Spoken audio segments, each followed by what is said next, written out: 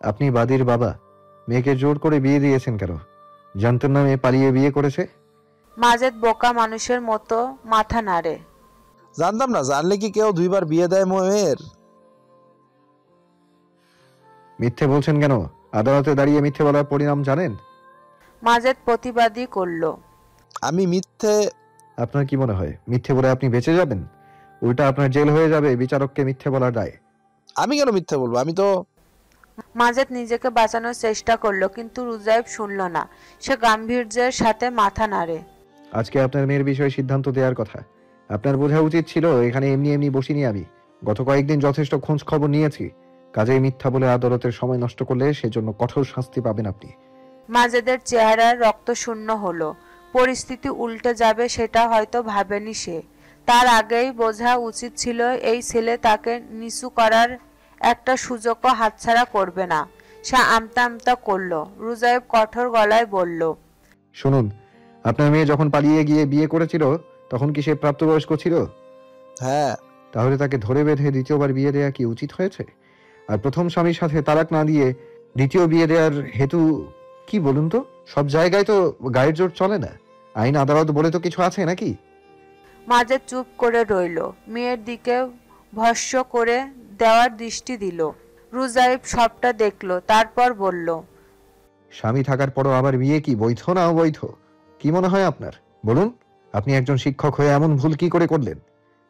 মাজেদ মুখে কুলুপ এঁটে রইল। পাশ থেকে তার উকিল এগিয়ে এলো। স্যার, আমার মক্কেল আবেগের বশে ভুল সিদ্ধান্ত নিয়েছিল। সে অনুতপ্ত হয়েছে। এর জন্য সে কম্পেনসেশন দিতে হবে। সে তা দিতে রাজি আছে। পাশ থেকে নাদের চেঁচিয়ে উঠল, এসব আমি মানি না স্যার। সমাজে আমার মান সম্মান নষ্ট হয়েছে। এখন বউ পাওয়া ছাড়া অন্য কোনো সিদ্ধান্ত মানব না। মাজেদের সাথে নাদেরের তর্ক লেগে গেল। সবাই চেঁচামেচি শুরু করলে হট্টগোল শুরু হলো। রুজাইব বিরক্ত হলো। সবাইকে শান্ত হতে বলল। কিছুটা সময় নিয়ে কাগজে কিছু লিখলো খসখস করে। তারপর বলল, মিস্টার নাদের সকাল প্রাপ্তবয়স্ক মেয়ে স্বইচ্ছায় বিয়ে করেছে মিস্টার সোহাগকে। তাদের বিয়ের উপযুক্ত প্রমাণ এখানে জমা আছে। 4 জন সাক্ষীর উপস্থিতিতে ওরা বিয়ে করেছে। সোহাগ শিক্ষিত কৃষক ছেলে, মা আর বোন ছাড়া কেউ নেই। পারিবারিক অবস্থা তেমন ভালো না। তাই জনাব মাজেদ রাগে মেয়েকে ঘরবন্দি করে সোহাগকে মেরে ফেলার ভয় দেখিয়ে পুনরায় আপনার সাথে বিয়ে করতে বাধ্য করে। কিন্তু দ্বিতীয়বার বিয়ে কোনো মেয়ের ক্ষেত্রে কোনোভাবেই সম্ভব না। তাই আদালত আপনার এবং সকালের বিয়ে বাতিল ঘোষণা করলো। তবে বাদী সকালের মানসিক অবস্থা বিবেচনা করে আদালত সিদ্ধান্ত নিয়েছে সকালকে মানসিক দ্বিধাদ্বন্দ্ব থেকে মুক্তি দিতে এই আদালতেই আপনারা ডিভোর্স পেপারে সিগনেচার করবেন। ভবিষ্যতে তার উপর আপনার কিংবা আপনার উপর তার কোনো ধরনের অধিকার থাকবে না। এর সুষ্ঠু সমাধানের জন্য আপনারা চাইলে আদালতের বাইরে মিউচুয়াল করে নিতে পারেন নিজেদের সুবিধার মতো। যেহেতু এই অপ্রীতিকর ঘটনার জন্য মিস্টার মাজেদ দায়ী, তাই সব মীমাংসার দায় তার উপর বর্তায়। এখন আপনি তার সাথে কিভাবে মিটমাট করবেন সেটা একান্তই তার এবং আপনার ব্যাপার। আদালত এ ব্যাপারে হস্তক্ষেপ করবে না। ক্লিয়ার? মাজেদ উচ্চস্বরে প্রতিবাদ করল, এটা আপনি কি বললেন জজ সাহেব? এখন ও যদি কোনো অন্যায় দাবি করে তাও কি আমার পূরণ করাই লাগবে? দরকার হলে করবেন। আফটার অল ঝামেলা আপনি তৈরি করেছেন। আর হ্যাঁ, সকাল আর সোহাগের জীবনে যে পীড়াদায়ক পরিস্থিতি তৈরি করেছেন তার ক্ষতিপূরণ হিসেবে আপনি নিজে তাদের বিবাহ পরবর্তী অনুষ্ঠানের আয়োজন করবেন। গ্রামের গণ্যমান্য মানুষদের উপস্থিতিতে কনে বিদায় করবেন। এজন্য 1 সপ্তাহ সময় দেয়া হলো আপনাকে। মাজেদের চেহারা হলো দেখার মতো। সে সাথে সাথে প্রতিবাদ করল, ওর সাথে কোনো সম্পর্ক নাই আমার। ওরে ত্যায্য করছি। যে মাইয়া বাপ মায়ের সম্মান নিয়ে ভাবে না তার প্রতি কোনো দয়া নাই আমার। সকাল সাথে সাথে বলে উঠল, আমার কিচ্ছু চাই না জজ সাহেব। সোহাগের সাথে শান্তিতে সংসার করতে পারলেই আমি খুশি। কারো কাছ থেকে জোর করে কিচ্ছু নিতে চাই না আমি। রুজাইব হাত দেখিয়ে থামালো সবাইকে। এটা তোমার অধিকার মেয়ে। নিজের অধিকার কখনো ছেড়ে দিতে নেই। আর আদালতের রায়ের বিপক্ষে কোনো কথা বলবে না। তারপর মাজেদের দিকে তাকিয়ে বলল, আদালত মান অভিমান দেখানোর জায়গা না মিস্টার মাজেদ। আপনি কি ওকে ত্যায্য করার বিষয়ে আইনি পদক্ষেপ নিয়েছেন? যদি না নিয়ে থাকেন তাহলে মৌখিকভাবে ত্যায্য করায় কোনো কিছু বদলে যাবে না। আর তাছাড়া ইসলামে সন্তানকে ত্যায্য করার নিয়ম নেই। সন্তান ভুল করলে তাকে শুধরে দিতে পারেন, কিন্তু আপনি তা না করে উল্টো নিজের ভুলের পর ভুল করছেন। সন্তানের সাথে রেষারেষি করা গুড প্যারেন্টিং হতে পারে না।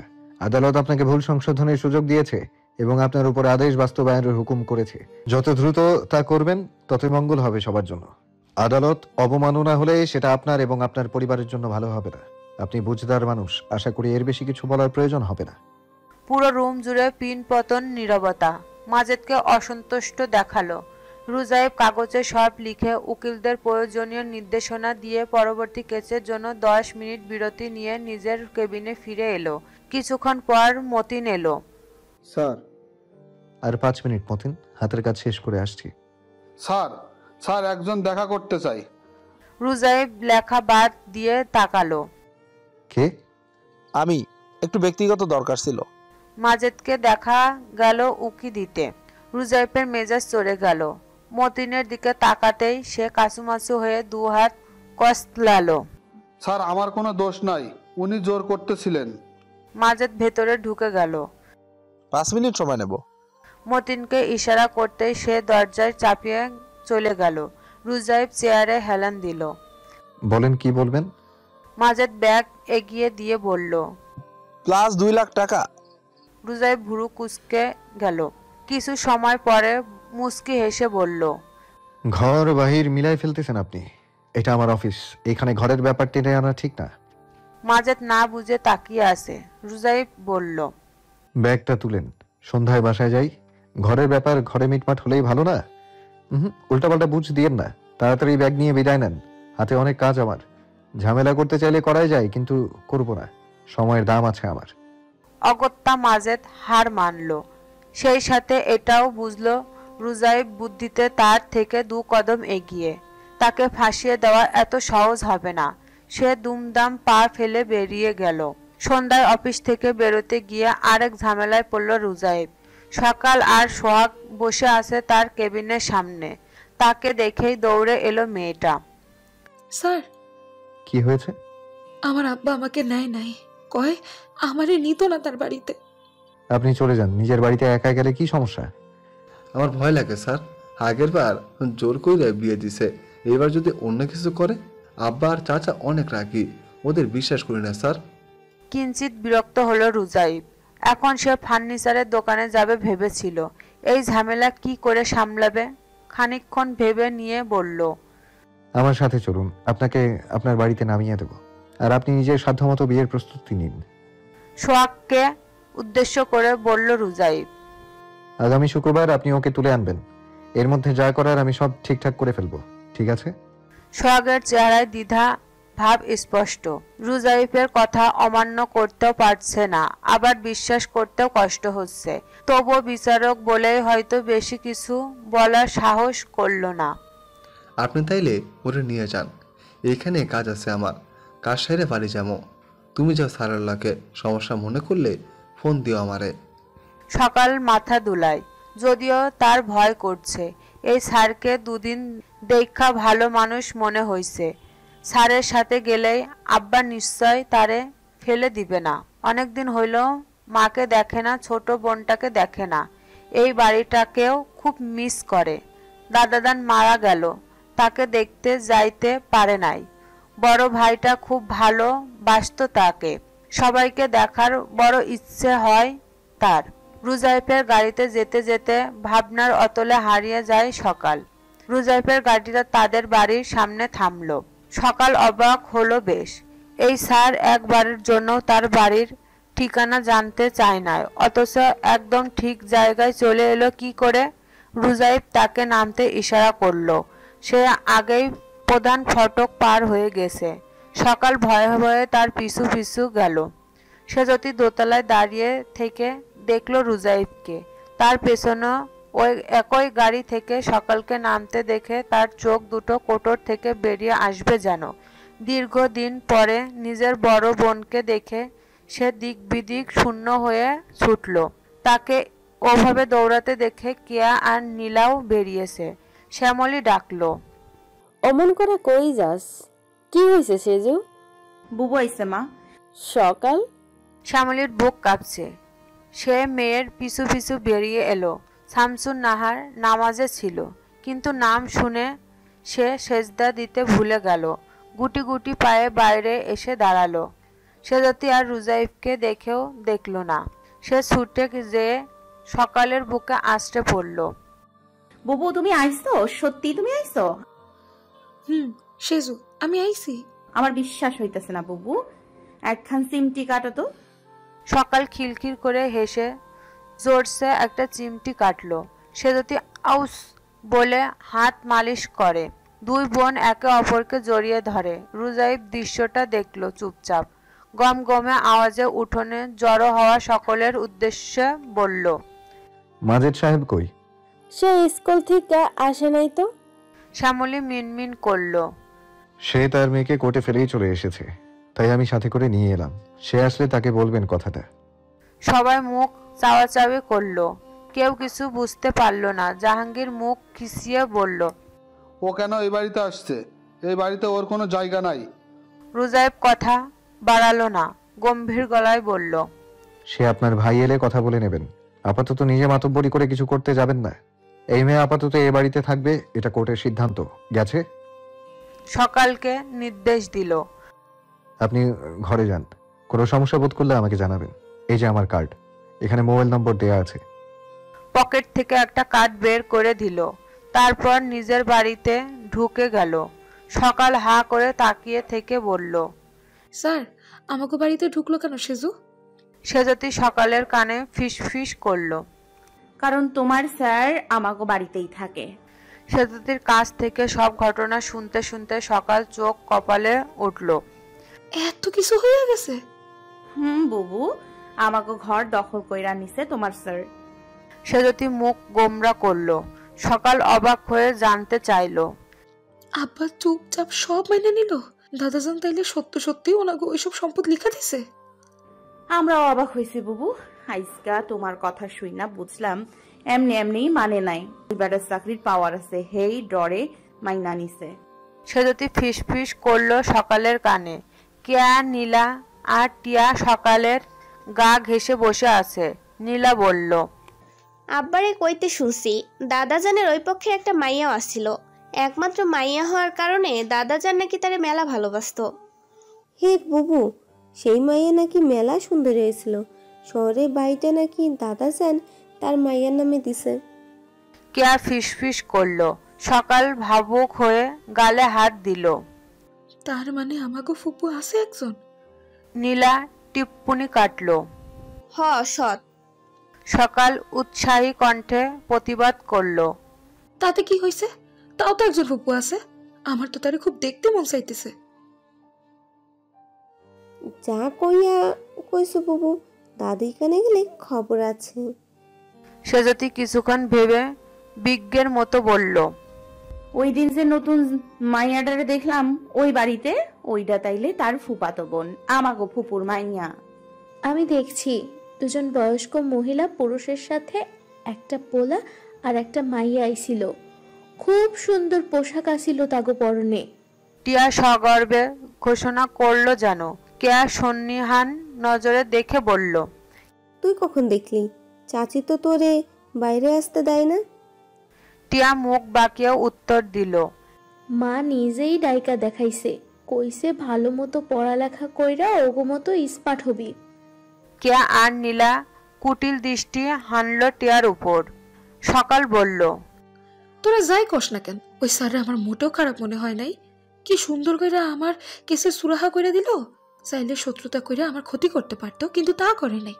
উল্টা আমারে সাহায্য করছে। সেজতি বিড়বিড় করলো, ওই দাদিও খুব ভালো বুবু। কেয়ারা হামলে পড়লো সেজতির উপর। তুমি কেমনে জানলা? তার সাথে কই দেখা হয়েছিল তোমার? সেজতি মনে মনে ঢোক গিলল। আমতা আমতা করে বলল, কেন ওই দিন মিলাদে দেখোস নাই? আমাগো দাদি বুড়ি হ্যারে কতটি খারাপ কথা কইছে, কিন্তু হ্যাঁ পাল্টা কিছু কয় নাই। তাতেই বোঝা যায় মানুষটা খারাপ না। তোমার এইসব কথা দাদি শুনলে কিন্তু খবর কইরা ছাড়বো। সেজতি চোখ বড় বড় করে তাকালো। দাদিরে কে কইব সব? তোরা? দু বোন দ্রুত গতিতে মাথা নেড়ে সস্বরে বলল, আমরা কব কেন, এমনি তোমারে কইলাম আর কি। সকাল সবাইকে সাবধান করলো, শোন, আমগোর মধ্যে আলাপ বড়গো কইবি না কইলাম। কেউ এমন করছে জানলে আমরা তারে বয়কট করব। কেয়া আর নীলা একে অপরের দেখে ঢোক গিলল। সন্ধ্যায় ঘরে ফিরে জাহাঙ্গীরের কাছে সব শুনে মাজেদ চুপ করে গেল। পরিস্থিতি তার বিপক্ষে। সকালের বিয়ের অনুষ্ঠান করতে গেলে বিশাল খরচ হবে। 1 গ্রাম লোককে দাওয়াত দিয়ে খাওয়ানো এই মুহূর্তে কষ্টকর। একে তো নতুন করে বাড়ির কাজ করতে হবে, তার উপর রুজাইফের আবদার। মরার উপর খাড়ার ঘা হলো নাদেরদের হুমকি। সে আপোষে টাকা মিটমাট চায় না, কি চায় তা খোলাসা করেনি। তবে যদি নাদের তার মেয়ে সেজতিকে চায় তাহলে কি করবে? মাজেদ চিন্তায় পাগল প্রায়। ভাইদের সাথে আলাপ করবে সে উপায়ও নেই। রুজাইফদের আগমনের পর থেকেই সবার যেন পাল্টে গেছে। সবাই নিজের নিজের ভবিষ্যৎ চিন্তায় ব্যাকুল। অথচ হাজারো সুযোগ পাওয়ার সত্ত্বেও কোনোদিন নিজের আলাদা টাকা জমায়নি সে। বড় ছেলে হওয়ার সুবাদে সবার জন্য আগে ভাবত সে। মাজেদের বড় অস্থির লাগছে। এখন মনে হচ্ছে সকালের ব্যাপারটাকে বাড়াবাড়ি করেছিল তারা। তখন বাড়াবাড়ি না করলেও হতো। সোহাগ ছেলেটা এতটাও খারাপ না। পরিবারের অবস্থা একটু কমা হলেও সৎভাবে ইনকাম করে খায়। কেন যে তখন ভাইয়ের বুদ্ধিতে মেয়েটাকে জোর করে বিয়ে দিতে গিয়েছিল? এখন এর ক্ষতিপূরণ দিতে হবে তারই। সকালের উপর নতুন করে রাগটা মাথাচাড়া দিল। বেয়াদব মেয়ে একে তো পালিয়ে গিয়ে বিয়ে করে তার মানসম্মান নষ্ট করেছিল, এখন আবার নতুন করে বলে তার বিয়ের অনুষ্ঠান করতে হবে। এই মেয়ে মরে গেলেও বরং ভালো হতো। ভাইজান, কি ভাবতেছেন না তো? সাজেদের ডাকে ধ্যান ভঙ্গ হলো মাজেদের। মাথা নেড়ে বলল, অনেক খরচা সামনে, আর হাতে নাই টাকা, তাই ভাবতেছি কি করুম, কেমনে সামাল দিব। ভাইজান, তাহলে কেমনে কি করবেন? ধান বিক্রি হয়েছে, উত্তরের জমির গম আলুর কি অবস্থা? জাহাঙ্গীর মায়ের মুখের দিকে তাকালো। শামসুন নাহার তবজি জপছে। ছেলের কথায় থেমেও বলল, এইসবের টাকা দিয়ে কি এত খরচ মিটবো? স্কুলের আয় কি কইমা গেছে? বাড়ির কাজে হাত দিতেছি মা, তুমি তো জানোই বাড়ি করতে কেমন খরচা। সাজেদ ইটের বিক্রি বাট্টা কেমন?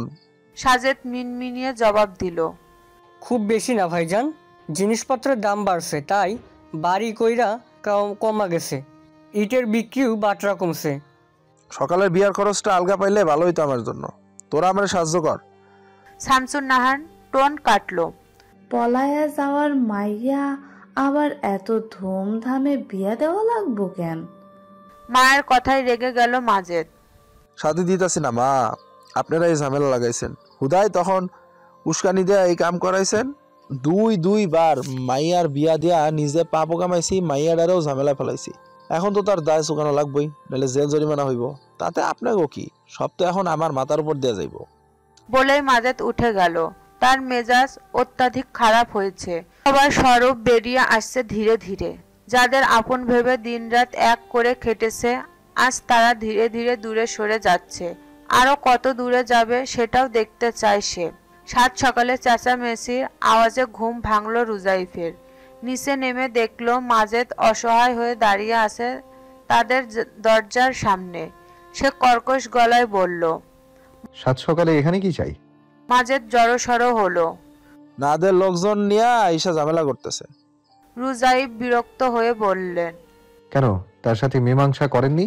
সে যা চায় দিয়ে দিলেই তো হয়। সে টাকা দিয়ে মীমাংসা করতে রাজি না। তাহলে? আমার ছোট মাইয়াকে বিয়ে করতে চায়। তো দিয়ে দেন, এক বিবাহিত মেয়েকে ধরে বেঁধে বিয়ে দিয়েছিলেন, এখন ছোটটাকে দিতে দোষ কি? মাজেদকে অসহায় দেখালো। সে মাথা নেড়ে বলল, আমার এই মায়াটা খুব জেদি। বিয়ার কথা শুনে সে কইছে জোর করলে গলায় দড়ি দেবে, আজকেই দেবে। এখন আপনাকে ওইখানে আইসা পলায় রইছে। রুজাইফ বেশ মজা পাচ্ছে মাজেদের নাজেহাল অবস্থা দেখে। সে জানতো এমন কিছু হবে। নাদেরদের মতো ঘাড়তারা ছেলে এত সহজে নিজের হার মেনে নেবে না। মাজেদ হাত জোর করে মরমে মরে গেল। আপনি বিচার করছেন, এখন আপনি সমাধান দেন, এই বিপদ থেকে রক্ষা করেন আমার। নাইহান, নিমা, হাশেম সবাই কৌতূহলী তাকিয়ে দেখছে। মাজেদের কণ্ঠ শুনে ফজিলাতুন্নেসা নাদিরা বেরিয়ে এলো। তাদের পেছনে সেজতির মাথা নিচু করে দাঁড়িয়ে আছে।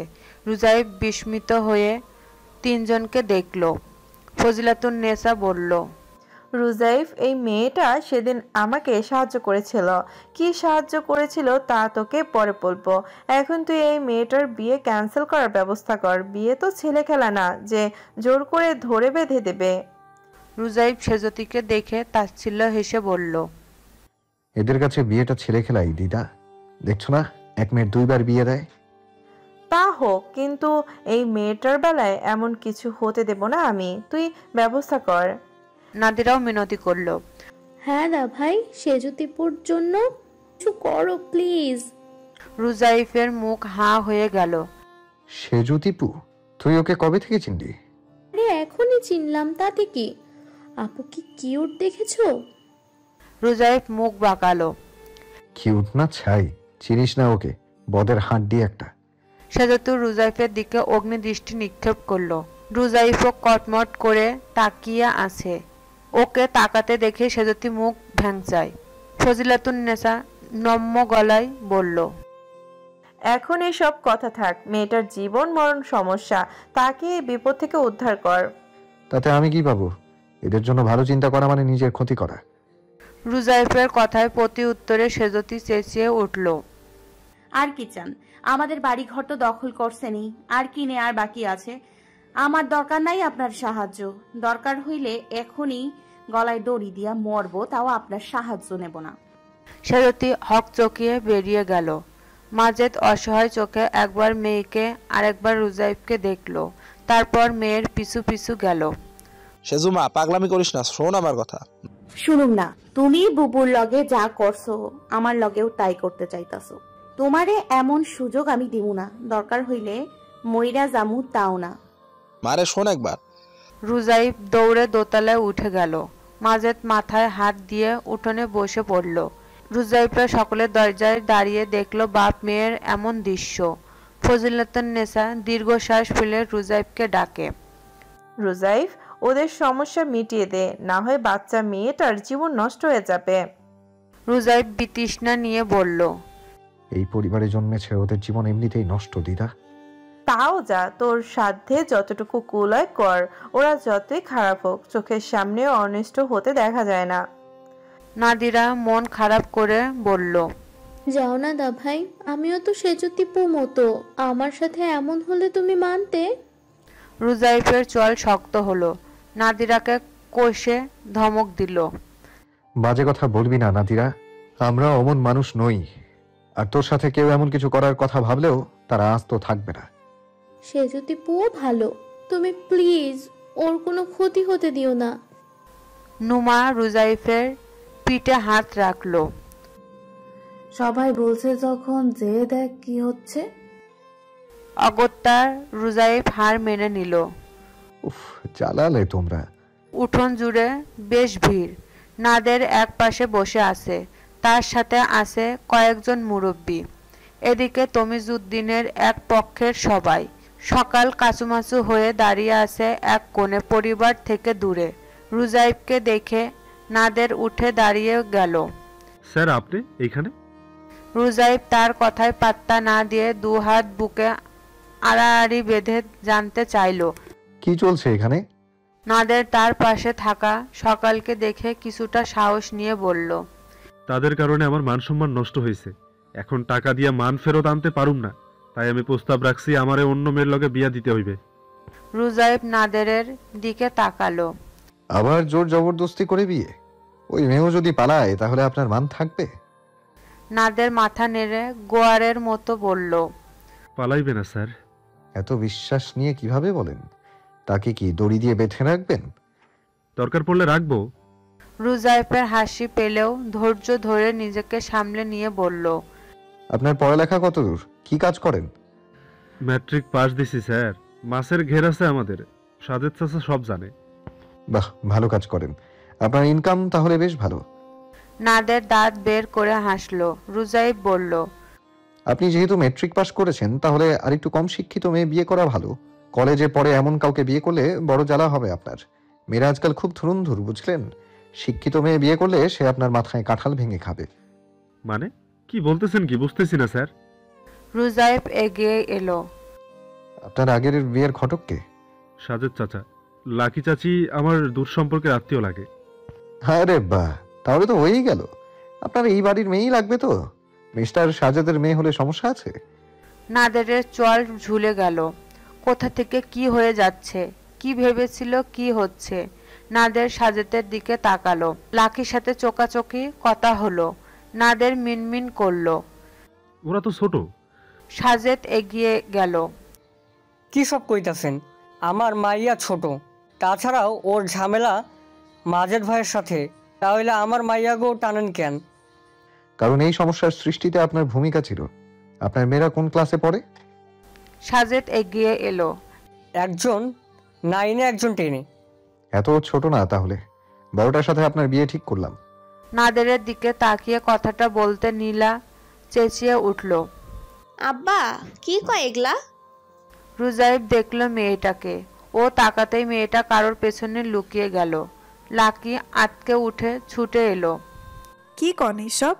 আর এখনো 18 হয় নাই, আপনি আইনের লোক হইয়া আইন ভাঙতে কন? রুজাইব বিরক্ত হলো।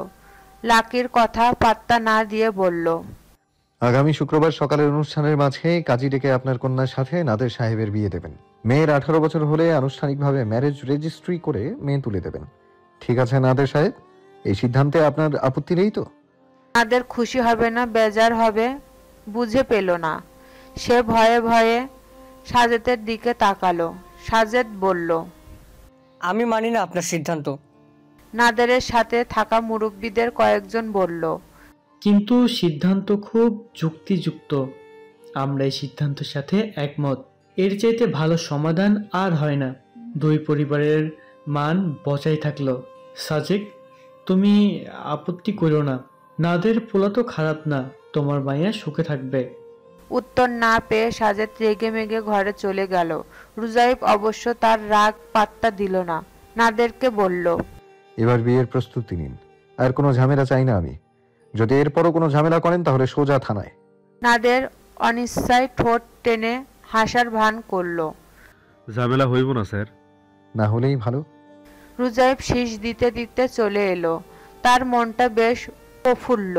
একই তীরে দুভাই বিদ্ধ হয়ে যাবে তাও নিজে জানতো না। এখন এই পুরো ঘটনা ভেবে নিয়ে সে প্রীত হলো। সে যে মেঘ না চাইতে জলের অবস্থা। সে রাতের সকালের উপর দিয়ে আরেক দফা সুনামি বয়ে গেল। সবাই ঝাঁপিয়ে পড়ল তার উপর, বিশেষ করে সাজেদ, লাকি আর তার দুই মেয়ে। অকথ্য ভাষায় সকালকে গালাগালি দিল। শামসুন নাহার আরেক ধাপ এগিয়ে এসে মেরেই বসল সকালকে। থরথর করে কাঁপছে সকাল। সেজতি বোনকে আগলে ধরে দাঁড়িয়ে আছে। দু বোন অসহায় দৃষ্টিতে বাপকে দেখছে। সকাল ভাবল তার বাপ তাকে বাঁচাতে এগিয়ে আসবে। মাঝের ঠায় বসে আছে দেখে জীবনে প্রথমবারের মতো শ্যামলী শাশুড়ির মুখোমুখি দাঁড়ালো। আম্মা, আমার মাইয়ার গায়ে আর হাত তুলবেন না কইলাম। অনেক মারছেন, অনেক অন্যায় করছেন, কিচ্ছু কই নাই। আজকা আর না কইয়া পারলাম না। শামসুন নাহার রেগে গেল। হারামজাদি, মাইয়া ফিরাইছে দেখে সাহস বাড়ছে তোর? আমার সামনে গলা উঁচায়া কথা কস? বলে তেড়ে গেল শ্যামলীর দিকে। তবে শ্যামলী ভয় পেল না এবার। বুক চিতিয়ে দাঁড়িয়ে রইল। মারবেন আমারে, মারবেন তাও আমার মাইয়ারে কিছু কইতে দিব না। এইবার চোখ খুলছে আমার। দেখলাম, জানলাম পরের মাইয়ার বেলায় যা সই লাগে নিজের মাইয়ার বেলায় তা সয় না। লাকি এগিয়ে এলো। কি কইতে চান বড় ভাবি? কি করতে চাই তা তুমি ভালো জানো লাকি। আমার বিয়েটা মাইয়ারে নাদেরের লগে বিয়ের বুদ্ধিটা তুমি দিছিলা। নাদের মেলা ভালো পোলা, টেহা পয়সা আছে, এইসব গল্প শোনাইছো। তাই আজ নিজের মাইয়ার লগে বিয়ার কথা শুই না তোমার এত চলতেছে কেন? সে তো ভালো পোলা, তোমার মাইয়ার জামাই, ওইলে সমস্যা কি? লাকি দাঁতে দাঁত চেপে শ্যামলীর কথা হজম করলো। সাজেদ এগিয়ে এলো। তাই বইলা আমার মাইয়া এমন আকাইল দিন আইলো না যে ডিভোর্সি বেটার লগে তার বিয়ে দিতে হইব? তোমার মাইয়ার জন্য আমার মাইয়া গাঙ্গে ভাসাই দিমু কেন? শ্যামলী মাজেদকে ডাকলো। বাহ রে বাহ, ও সকালের বাপ, দেখেন কাগো কথা শুই না মাইয়ার জীবনে পেস লাগাইছিলেন। হেরা আমার মাইয়ার জীবন নিয়ে ছিনিমিনি খেলছে, এখন তাগো মাইয়ার বেলায় সব বইলা গেছে। মাজেদ ক্লান্ত হয়ে উঠে এলো। সাজেদ, আর ঝামেলা করিস না। জজ সাহেব যে সিদ্ধান্ত দিছে তা না মাইনা কোনো উপায় নাই। তাও আবার যদি জজ যদি ঘরের শত্রু হয় তাহলে তো আরো মানাই লাগবে। তাছাড়া নাদের তো খারাপ পোলা না, সকালের সাথে সংসার হয় নাই, নীলার সাথে হইলে খারাপ কি? নীলা চেঁচিয়ে উঠল, আমি মানি না আব্বা, এই বিয়ে আমি করুম না। শামসুন নাহার ধমক দিল, তুই এইগুলার মধ্যে কথা কস কেন? মাজেদ নীলার কাছে হাত জোর করলো। মারে, তুই যদি বিয়া না করস তাহলে নাদের ঝামেলা করব, মাইনা নে মা। লাকি এগিয়ে এলো, আমার একখান সত্য আছে ভাইজান, সব ঝামেলার মূলে আপনার বড় মাইয়া। সে নাগরের লগে পালাইয়া যাইয়া ঝামেলা পাকাইছে, ওর সাজা পাইতেই হইব। নীলার বিয়া নাদেরের লগে দিমু আমি, তার আগে আপনি কথা দিবেন এই রিয়ার অনুষ্ঠানের পর সকাল যেন কোনোদিন এই বাড়িতে না আসে। শ্যামলী আত্মনাদ করে উঠল, এইটা কি কইলা লাকি? মাইয়া তার বাপের বাড়ি আসবে না? লাকি নির্বিকার হয়ে বলল, আমার যা কওয়ার কইছি, এখন সিদ্ধান্ত আপনি গো। আচ্ছা ঠিক আছে, মাইনা নিলাম তোমার শর্ত, সকাল আর আইব না এই বাড়ির। মাজেদ কথাগুলো বলতে লাকির মুখে চোরা হাসি ফুটে উঠল। সে যদি বলল, আব্বা এটা ঠিক না। আমারে ঠিক ভুল শিখাবি না সেজু, আমি খুব বুঝি কোনটা ঠিক কোনটা ভুল। আর তোরে আজ একটা কথা পরিষ্কার বইলা দেই, তুই যদি এমন কোনো ভুল করস তাহলে আমার মরণ ছাড়া কোনো গতি থাকবে না। আব্বা, আর্তনাদ করে পিছিয়ে গেল সেজতি। মাজেদ হুঙ্কার দিল, কিসের আব্বা? কথা মনে গাইথানে, ভুল হলে কোনো মাফ নাই। পুরো ঘর নীরবতায় নেমে এলো। সাজেদ কিছুক্ষণ পর জানতে চাইল, তাইলে উপায় আর মেজরের খবর দে, ওরা আসুক বইনের বিয়া উপলক্ষে, কাম কাজ তো মেলা। খবর দে, অনুষ্ঠান ধুমধামে করুম, আমার মাইয়ার বিদায় অনুষ্ঠান বলে কথা। সকাল ছলছল নয়নে তাকিয়ে থাকে বাবার দিকে। শ্যামলী ডুকরে কেঁদে উঠল। এসব কিছুতেই একমাত্র সেজতিকে অটল বসে থাকতে দেখা যায়। উপল এই পরিবারের লোকদের থেকে একদমই ভিন্ন রকম হয়েছে। পারিবারিক কুট কাচারি, অহেতুক ঝামেলা করা, কারোর পেছনে লেগে থাকা, এসব সে একদমই পছন্দ করে না। ছোটবেলা থেকে সে নির্বিবাদী মানুষ। তার ধ্যান জ্ঞান ছিল পড়ালেখা জগতে ডুবে থাকা। তার পুরস্কার স্বরূপ সে এখন ডাক্তারি পড়ছে। কেবলমাত্র ৩য় বর্ষ তার। বড় ছেলের প্রথম সন্তান বলে একটু আদুরে ছিল সে। তার উপর পড়ালেখা আর স্বভাবে ভালো বলে সে ছিল তমিজউদ্দিনের চোখের মণি। প্রায়শ গল্প চলে দাদা কাছ থেকে সেটা শুনতে হয়েছে। সেটা হলো সে নাকি একদমই অন্যরকম, তার এক চাচার মতো দেখতে। কোন চাচা জানতে চাইলে কখনো বলতেন না দাদা, চুপ করে যেত। আবার এও বলতো, আমি এসব বলেছি তা কাউকে বলিস না। তখন অল্প বয়সে দাদার কথাগুলো রহস্যময় লাগতো তার কাছে। মাঝে মাঝে মনে হতো সে দেখতে ওই চাচার মতো বলেই হয়তো দাদা তাকে চোখে হারাতো। সেদিন দাদার মিলাদে আসা লোকটাকে দেখে কেন যেন উপলের তার সেই না দেখা চাচার কথা মনে হয়েছে। মনে অদ্ভুত টান অনুভব হয়েছে লোকটার প্রতি। কিছুটা কান কথা আর কিছুটা অনুমানের।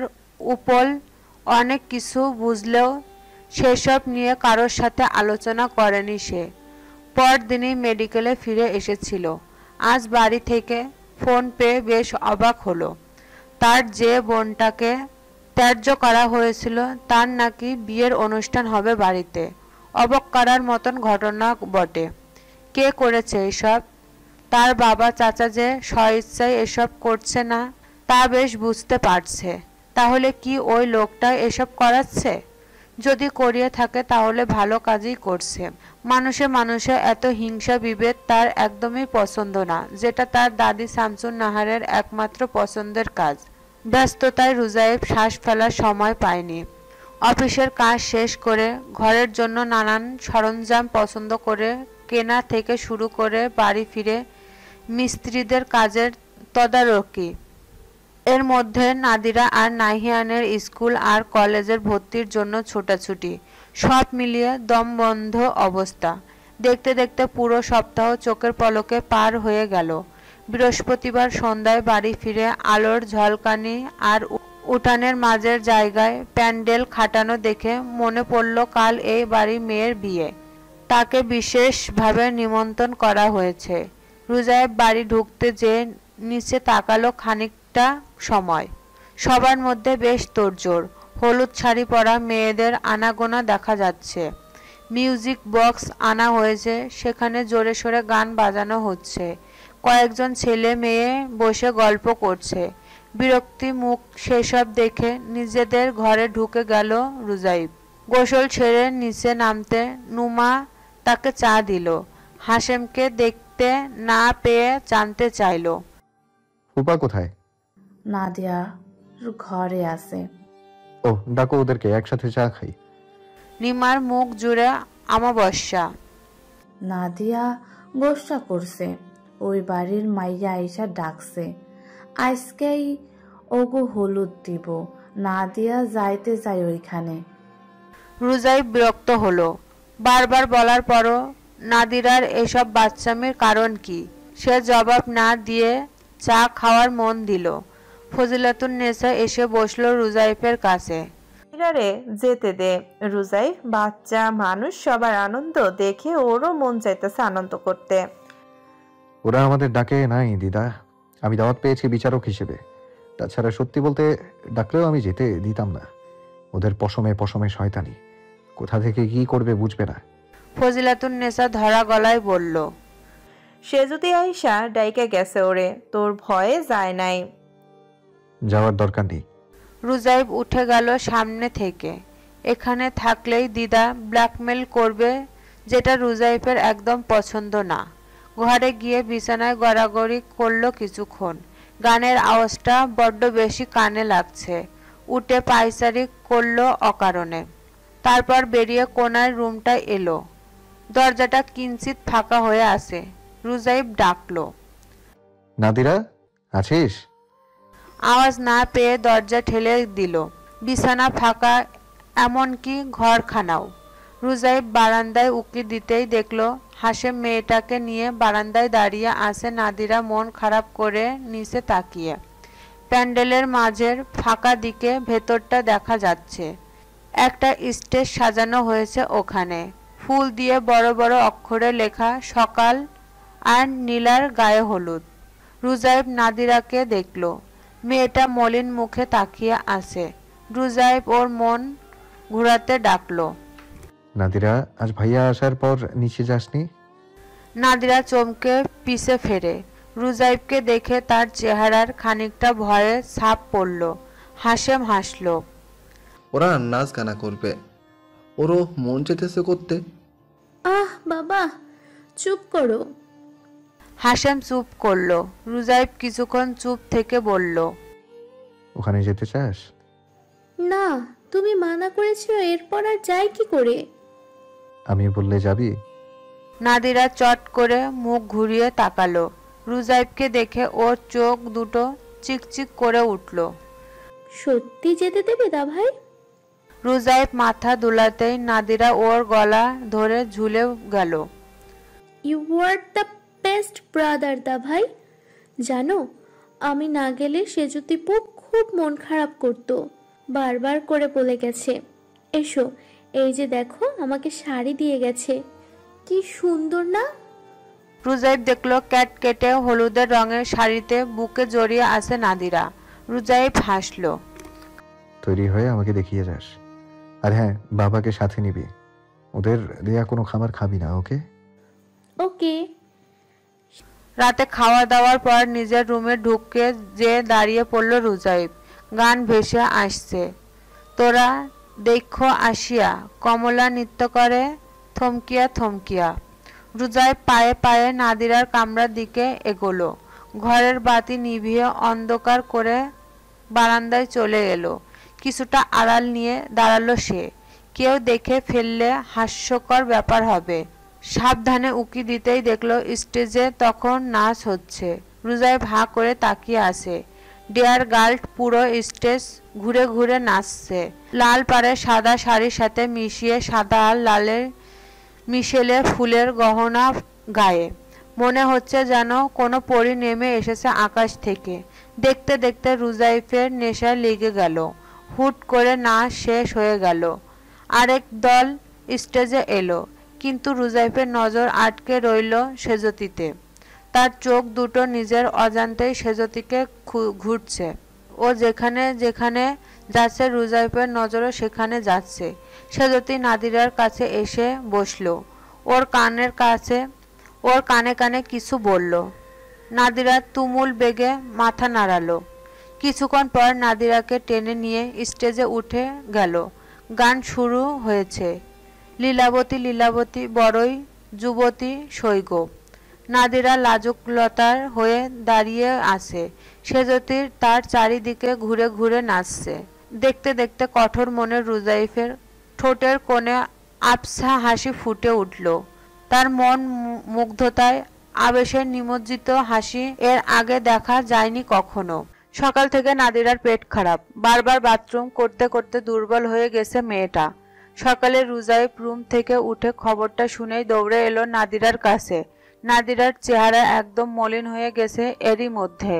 নুমা মেয়ের পাশে বসে মাথায় হাত বুলিয়ে দিচ্ছে। রুজাইব জানতে চাইল, কাল ও বাড়িতে কিছু খেয়েছিলি? নাদিরা ভয় পেয়ে মাথা নাড়ে। রুজাইব শান্ত গলায় আবার জানতে চাইল, সত্যি করে বল কি খেয়েছিলি? নাদিরা মায়ের দিকে তাকালো। নিমা মেয়েকে দেখছে। নাদিরা ঢোক গিলল। সেজতিপু তেহেরি খাইয়ে দিল, আমি মানা করতে পারিনি। আর রুজাইবের কঠোর মুখ চোখ দেখে নাদিরার গলা শুকিয়ে গেল। টক মতো কি একটা যেন দিয়েছিল ওই দাদুটা। কতবার করে বলে দিয়েছি যে ও বাড়িতে কিছু খাবি না, কথা শুনিসনি কেন? রুজাইব গর্জে উঠতেই নাদিরার শরীর কেঁপে উঠল ভয়ে। ঠক ঠক করে কাঁপছে তার দুর্বল অঙ্গ। কেঁদে দিল সে। আর করব না দা ভাই, এবারের মতো মাফ করে দাও। রাগে শরীর কাঁপছে রুজাইফের। নিজেকে সামলে নিতে অনেক বেগ পোহাতে হলো। নাদিরাকে বাসালো। ও বাড়ির ধারে কাছেও যাবি না, আর কোনোদিন যদি শুনেছি তবে। ভীত নাদিয়া মায়ের বুকের মধ্যে সেটিয়ে গেল। নিমা রুজাইফের দিকে তাকালো। রাগে বারবার হাত মুঠি করছে আর ছাড়ছে। নিমা কোমল কণ্ঠে শুধায়, বাদ দে রুজাইব, ছোট মানুষ বুঝতে পারেনি, আমি আর যেতে দেব না ওকে। রুজাইব কিছুটা শান্ত হলো। শান্ত হয়ে বলল, দেখি কোনো ডাক্তার পাই কিনা। দুপুর গড়ালেই ডাক্তার খুঁজে পাওয়া গেল না। ছুটির দিন বলে ভালো ডাক্তার একজনও এলাকায় নেই। পেটের ব্যথায় জ্বর এসেছে নাদিয়ার। সে শুয়ে শুয়ে কোকাচ্ছে। রুজাইব দেখে নিজে তৈরি হয়ে গেল। বিয়ের আনুষ্ঠানিকতা দুপুরে। সব গণ্যমান্য মানুষ থাকবে বলে রুজাইবকে যেতেই হবে অনুষ্ঠানে। নিচে নামতে গিয়ে টের পেল নাদিরার ঘরে একটা নতুন কণ্ঠের উপস্থিতি। ভুরু কুঁচকে গেল রুজাইফের। কণ্ঠের মালিককে সে চেনে বলে সোজা ঢুকে গেল নাদিরার কামরায়। যা ভেবেছিল তাই। সেজতি বসে নাদিরার পাশে। হয়েছে কি তোমার? কালকেই তো ঠিক দেখলাম। পেট খারাপ হয়েছে সেজতিপু। বলো কি, কেমনে? নিজে ওর পেট খারাপ বানিয়ে দিয়ে এখন ফনিতা করা হচ্ছে। দুজনেই চমকে পিছনে ফিরল। সেজতি নয়নদয় বড় বড় হলো। এই কুংফু পান্ডা কি করছে এখানে? তারপর নজর এলো রুজাইফের পরিপাটি পোশাকের দিকে। আপাদ মস্তক রুজাইফকে জরিপ করে মুখ হাঁ হয়ে গেল তার। এই কুংফু পান্ডায় এসব কি পড়েছে? দেখতে তো ফাটাফাটি লাগতেছে, পুরাই সিরিয়ালের নায়কদের মতো। বাপরে, কি বডি বানাইছে দেখো। এই বেডা যে এত সুন্দর তা আগে বোঝা যায় নাই কেন? সেজতি মনে মনে রুজাইফের প্রশংসায় পঞ্চমুখ। সে ভুরু কুঁচকে আপাদক মস্তক জরিপ করছে বারবার। রুজাইফের চওড়া বুক, পাঞ্জাবি গুটিয়ে রাখা, হাতের ফাঁকে জেগে ওঠা শিরা দেখে ঢোক গিলল। চোখ ফিরিয়ে বারবার দেখছে। রুজাইব কি বলছে তা আর মনে থাকলো না তার, না বুঝে জানতে চাইলো। কি বললেন? এদিকে সেজতিকে দেখে মেজাজ সপ্তমে উঠেছে তার। সকাল থেকে যে রাগটা দমিয়ে রেখেছিল সেটাই ফুটে বাইরে আসতে চাইছে। তার উপর সেজতি ভোলা ভালা লুক দেখে আরো খুন চাপছে মাথায়। সে দাঁত কিরমির করলো। কেন এসেছো? সেজতি থমথমত খেলো। ওকে নিতে আইছি, আপা পাঠাইলো আমাকে। প্ল্যান কি তোমাদের? ওকে নিয়ে উল্টাপাল্টা খাইয়ে মেরে ফেলবে? সেজতি ঠিক বুঝলো না রুজাইব কি বলতে চাইছে। সে বোকার মতো জানতে চাইলো। মাইরা ফেলুম কেন? রুজাইব 2 কদম এগিয়ে এলো, ইশারা করে বলল, আমাদের শেষ করলে এই সবকিছু তোমাদের হবে। এতক্ষণে কিছু কথা মাথায় ঢুকলো সেজতির। সে বিস্মিত হলো। পাগল আপনি? না, একদম সুস্থ আছি, কিন্তু পাগল তোমরা, একেবারে সাইকো। কি সব বলতাছেন? সেজতির মেজাজ চড়ছে। সে দাঁড়িয়ে গেল উত্তেজনায়। রুজাইব ওর কাছাকাছি এলো। কিছুই বোঝো না তাই না? একদমই বোকা। অথচ কাল ওকে ইচ্ছে করে খাইয়ে পেট খারাপ বানিয়ে দিয়েছ। খাবারে কি মিশিয়েছিলে? সেজতি হাঁ করে একবার নাদিরাকে দেখলো, তারপর রুজাইবকে। চূড়ান্ত বিস্মিত হয়ে বলল, কি মেশাবো আর কেন? এই নাদিরা তোমাকে আমার প্লেট থেকে খাওয়াইছি না? তুমি দেখছো আমি কিছু মিশাইছি? নাদিরা মাথা নাড়ে। দা ভাই, সেজদীপু কিছু জানে না, প্লিজ কিছু বলো না আপুকে। রুজাইব এগিয়ে এসে সেজতির হাত চেপে ধরলো জোরে। ওকে টানছো কেন? ছোট মানুষকে হাত করে আমাদের ক্ষতি করতে লজ্জা করে না? অথচ আমি তোমার বোনের জন্য ভালো চিন্তা করেছি। সেজতির হাতে তীব্র যাতনার অনুভব করলো। লোকটার হাত তো না, যেন লোহার হাত করা।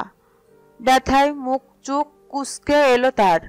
সে ছাড়িয়ে নিতে চাইল, কিন্তু রুজাইফের হাত আরো চেপে বসলো তার হাতে। সেজতি দাঁতে দাঁত চেপে ব্যথায় সয়ে নিতে নিতে বলল, আমি ওরে হাত করি নাই, সত্যি ভালা পাই তাকে, ওর ক্ষতি কেন করব? রুজাইফের চোখ দিয়ে যেন আগুন ঝরছে। কেন করবে? তোমাদের আবার ক্ষতি করার কারণ লাগে? রক্তের মধ্যেই শয়তানি তোমাদের। এবার সেজতি চেঁচিয়ে উঠল, সেই রক্ত আপনার গায়েও আছে, তাইলে আপনিও। কথা শেষ করার আগেই রুজাইফ ওর গলা হাত দিয়ে চোয়ালে চেপে ধরল। ফের যদি আমার সাথে তোমাদের রক্ত মিলমিশ করার চেষ্টা করেছো, আমার চাইতে খারাপ কেউ হবে না। সেজতি হতবুদ্ধি হয়ে গেল। রুজাইফের রক্ত চক্ষুর দিকে তাকিয়ে রইল সে। সেজতি গলা ছেড়ে দিয়ে হাত ঝাড়ল। আর যেন ওর আশেপাশে ঘুরতে না দেখি, এখানে আসবে না। সেজতি কিছু না বলে আহত দৃষ্টিতে তাকিয়ে রইল, তারপর ছুটে চলে গেল ঘর ছেড়ে। নাদিরা গুটিসুটি মেরে শুয়ে আছে। রুজাইব তাকাতেই সে চোখ বুজে নিল। আর যাব না দা ভাই, আমাকে বকো না প্লিজ। রুজাইব চুপ করে থেকে ঘর ছেড়ে বেরিয়ে গেল। মা, আমি এই বিয়ে করুম না। নীলা মায়ের হাতটা ধরলো। সে হাত ছাড়িয়ে নিয়ে মেয়ের হাতে নাদেরের আনা স্বর্ণের চুড়ি জোড়া পরাতে পরাতে লাখির আকিদায় সিক্ত হলো জলে। এই বিয়া ঠেকানোর উপায় নাই রে মা, বিয়া তোরে করতেই হবে। নীলা কেঁদে দিল নিঃশব্দে। মেরাজ বসে আছে অদূরে চেয়ারে, দৃষ্টি তার বোনের উপর নিবদ্ধিত। পরীক্ষার কারণে আগে আসতে পারেনি। সে গতকালই এসেছে বাড়িতে। এসে বোনের বিয়ের খবর শুনে তার মেজাজ খারাপ হয়েছে।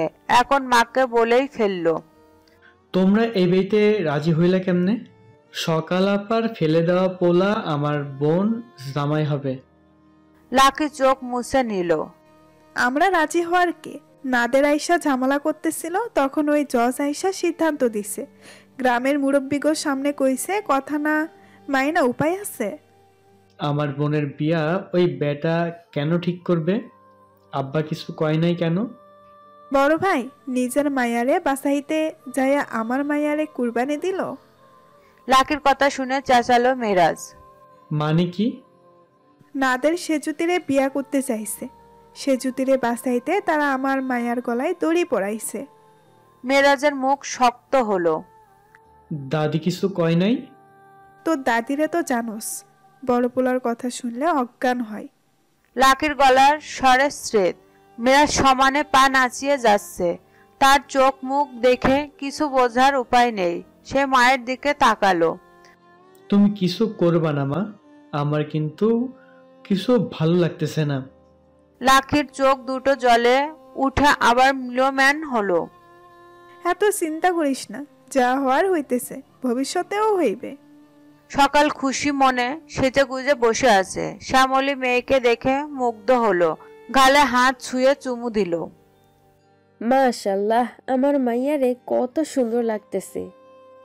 সকাল লাজুক হাসলো। শ্যামলী মেয়ের পাশে বসলো। তোর মন খারাপ মারে? এই বাড়িতে আইতে পারবি না আর।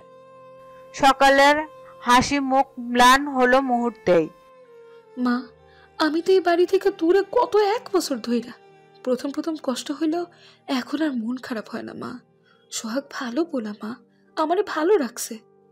শ্যামলী দীর্ঘশ্বাস ফেলে। জামাই ভালো হইলে আর কিছু লাগে না রে মা, আল্লাহ তোরে সব কিছু দিক। এমন সময় সেজতি ঘরে ঢুকলো। সকাল জানতে চাইলো, নাদির আইলো না? সেজতি মন খারাপ করলো। কালকের খাওন খাইয়া ওর নাকি পেট খারাপ হইছে, তাই তোমার স্যার আমার মেলা কথা শোনাইলো। আমি নাকি নাদিরার মাথা খাইছি, আমরা নাকি তাদের মাইরা ফেলতে চাই, সম্পদ দখলের জন্য অনেক খারাপ খারাপ কথা কইছে আজকে। বলতে বলতে কেঁদে দিল সেজতি। হাতটা তখনও টনটন করছে ব্যথায়, গলার কাছটা জ্বলছে। সকাল তাকে জড়িয়ে ধরলো। বাদ দে, বোন অসুস্থ দেখে মন খারাপ হয়েছে লাগে, তবে মানুষটা ভালো আছে সেজু। চাইলে সে আমারে বিপদে ফেলতে পারতো, কিন্তু ফেলে নাই। সেজতি চুপ করে রইল। বোনের কাঁধে মাথা রেখে নাক টানলো। মনে মনে বলল, এই জন্যই তো কিছু কই নাই কুম্ফু পান্ডাকে, নইলে বেডার নাক ফটাই দিতাম না। হাসেম বড্ড চিন্তিত হয়ে এলোমেলো হাঁটছিল। একবার ভেতর বাড়িতে আসে, আরেকবার বাইরে যায়। সে এখানে নতুন, তার সাহস করে বেশি দূর যেতেও পারছে না, কিন্তু তার মধ্যে বড্ড অস্থিরতা দেখা যাচ্ছে। মেয়েটা পেট ব্যথায় কাতর হচ্ছে দেখে তার পিতৃমন শান্ত হয়ে শ্বাস নিতে পারছে না। উপল দূর থেকেই দেখছে হাসেমকে। অনেকক্ষণ দেখে শেষমেশ থাকতে না পেরে এগিয়ে এলো। আপনি কি এই বাড়ির লোক? হাসেম তার স্বভাব সুলভ ভঙ্গিতে হাসলো। হাত উঁচিয়ে উপলের দাদার দোতলা দেখিয়ে বলল, আমি জজের ফুপা হই। উপল থমকালো খানিকক্ষণ, ভুরু কুঞ্চিত করে ভাবলো কিছুক্ষণ। সম্পর্কগুলো বড্ড জটিল হয়ে উঠছে দিন দিন। সে জানতে চাইল, আপনার কি কোনো সমস্যা হচ্ছে? অনেকক্ষণ ধরে দেখছি ছটফট করছেন। কোনো সমস্যা হলে আমাকে বলতে পারেন। হাসেম মাথা চুলকায়, ইতস্তত বোধ করে মৃদু স্বরে বলল, মেয়েটার পেট খারাপ, সকাল থেকে বাথরুমে দৌড়ে কাইল হয়ে গেছে। রোজের ডাক্তার খোঁজ করছে, তার আসতে বিকাল হবে। ততক্ষণ মেয়েটা কষ্ট পাবে ভাইবা, আমার ভালো লাগতেছে না। আপনি 1 মিনিট দাঁড়ান এখানে, আমি আসতেছি। সে দৌড়ে ঘরে গেল। 2 মিনিটের মাথায় এসে হাসেমের হাতে ওষুধের পাতা ধরিয়ে দিল। এই ওষুধ দুটো খাওয়ান আপনার মেয়েকে, পেট ব্যথা আর পেট খারাপ দুটোই ভালো হয়ে যাবে। হাসেম অবুঝের মতো মাথা নাড়ে। রোজাই দেখলে বকা দেবে। বকা দিবে কেন? আমি ডাক্তার না হলেই ডাক্তারি পড়ছি। কিছু সাধারণ অসুখের ওষুধ সব সময় থাকে আমার কাছে। হাসেম তবুও মানল না। আপনার কাছ থেকে কিছু নিশি শুনলে রুজেব আরো বকবে। ও অনেক রাগী, আমরা ভয় পাই ওরে। উপল কি বলবে ভেবে পেল না। হাসেমের বোকা বোকা কথা শুনতেই মজাই লাগছে। সে বলল, এক কাজ করেন, আমাকে আপনার রোজাইফের কাছে নিয়ে চলেন। আমি বলে দিলে ওষুধ খেতে সমস্যা নেই তো? হাসেম কি ভেবে রাজি হলো। উপলকে নিয়ে ঘরে ঢুকতেই নুমা বলল, কারে নিয়ে আইছো? হাসেম নুমার কানে ফিসফিস করলো, ও ডাক্তার, নাদিরাকে ওষুধ দেবে। মায়া খাইছে কিছু? পানি খাইলেও পেট ব্যথা করতেছে। চলো উপরে চলো, মা আছে ওর কাছে। উপলকে নিয়ে নাদিরার রুমে এলো। উপল নজর ফিরিয়ে দেখছিল সব। এ বাড়ির প্রতিটা ইঞ্চি উপলের চেনা। তাদের আগের ডেকোরেশন কিছু কিছু পরিবর্তন করেছে এনারা। উপল চুপচাপ দেখলো সব। সেজতির রুমে উঠে দাঁড়ায়। এই কামরাটা একদম অপরিবর্তিত আছে। উপল দেখলো বিছানায় যে মেয়েটা শুয়ে আছে তার চেহারা একদম নেতিয়ে গেছে। তার কাছে বসে আছে একজন সৌম্যদর্শন বৃদ্ধা। উপল সালাম দিল। ফজিলাতুন্নেসা উপলকে দেখে চেয়ে রইল। একদম সেই চেহারা, গম্ভীর মুখশ্রী। সেদিন হট্টগোলে ছেলেটাকে দেখেছিল কি? ফজিলাতুন্নেসা সালামের উত্তর দিতে ভুলে গেল। অনুষ্ঠানের পুরোটা সময় সেজতি সুযোগের অপেক্ষায় থেকেছে কিভাবে কুংফু পান্ডাকে শায়েস্তা করবে। আজ বড্ড অপমান করেছে সেজতিকে, এর শোধ তুলতে হবে তো। তাদেরই বাড়িতে থেকে তাকে আসতে নিষেধ করা, এর সাজা তো পেতেই হবে এই পান্ডাকে। রুজাইব এখানে খাবে না, এটা ঠিক করা থাকলেও অন্যান্য মানুষের সামনে এই কথা অটল থাকতে পারল না। শেষমেশ অনুরাগের ঢেকি গিলতেই হলো। সোয়ান আর নাদেরকে নিয়ে একসাথে খেতে বসতে হলো তাকে। তাই দেখে সেজতি দুষ্টু হাসি দিল, মাথা নাচিয়ে বিড়বিড় করলো, আমাদের খাওন পেয়ে পেট খারাপ হয় বলছিলেন না? পেট খারাপ কারে কয় টের পাইবেন বাচ্চা ধন। খাবার পরিবেশনের সময় সেজতি নিজের হাতে এক গ্লাস বোরহানি এগিয়ে দিল রুজাইফের দিকে। রুজাইফের সন্দেহ হলেও বলার উপায় নেই। ও চুপচাপ তা নিয়ে পাশে রেখে দিল। ভেবেছিল খাবে না, কিন্তু কথা বলতে বলতে কখন সেই বোরহানি তার পেটে চালান হয়েছে কেউ জানে না। টের পেল হঠাৎ পেট মুচড়ে ওঠার পর। সাথে সাথে বাথরুমের চাপ তীব্র হলো। গুরুত্ব বুঝে রুজাইফ অতি দ্রুত চেয়ার ছেড়ে উঠে দাঁড়ালো। দিক বিদিক শূন্য হয়ে ছুটে বেরোবে এমন সময় কারো সাথে তীব্র সংঘর্ষ। গায়ে হাতে পায়ে গরম কিছুর অস্তিত্ব। তাকিয়ে দেখলো গায়ের উপর গরম মাংসের বাটি পড়েছে। তীব্র জ্বলনি টের পেল হাত পা উড়ুতে। সামনে সেজতি বোকার মতো চাহনি দিয়ে আর্তনাদ করলো। ততক্ষণে সাজেদ মাজেদ সবাই ছুটে এসেছে। রুজাইব দুদিকে চাপে দিশেহারা বোধ করলো। উত্তপ্ত নয়নে সেজতিকে ভস্য করে দিতে চাইল। কাউকে কিছু বলার সুযোগ না দিয়ে রুজাইব দ্রুত ছুটল নিজের বাড়ির দিকে। পেছনে সেজতির মুচকি হাসছিল তখন। রুজাইফের অবস্থা দেখে যেন খেলায় জিতে যাওয়ার আনন্দ অনুভব করলো।